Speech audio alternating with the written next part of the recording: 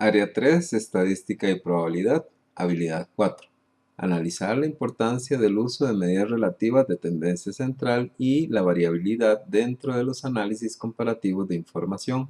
Esta habilidad trata de las medidas relativas, posición relativa a estandarización y variabilidad relativa, que es el coeficiente de variación.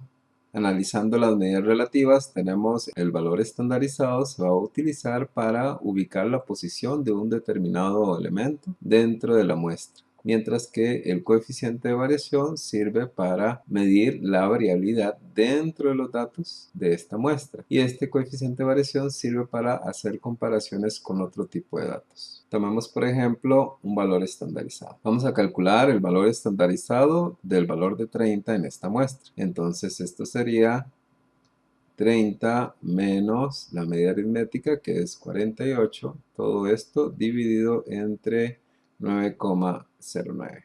Esto nos está dando menos 1,43. Y vamos a compararlo ahora con un valor de 55.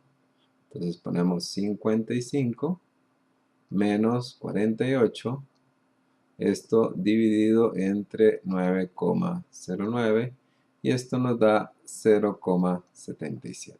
Cuando estamos hablando entonces de posición relativa, podemos observar que pueden aparecer valores negativos y valores positivos.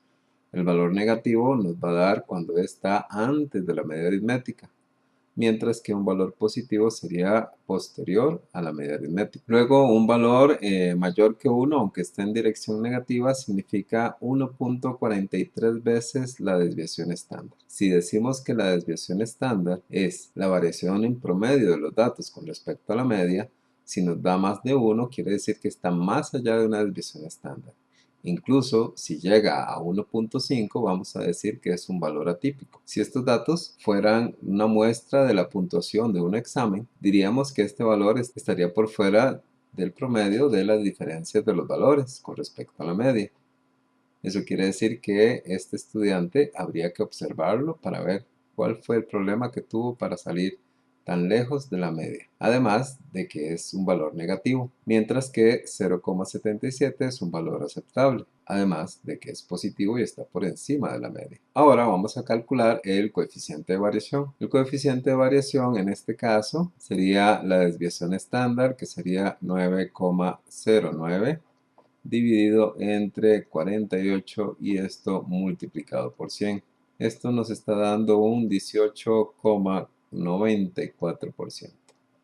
Esto quiere decir que la dispersión de los datos se encuentran a un 18,94% con respecto a la media aritmética. El coeficiente de variación sirve para analizar datos de diferentes muestras. Por ejemplo, si yo quisiera tomar el peso de un grupo de elefantes medido en toneladas, en comparación del peso de las hormigas. Esto me daría la variabilidad dentro de cada grupo de datos para hacer un análisis qué tan dispersos son los pesos entre cada especie. Esta es la razón del por qué el coeficiente de variación.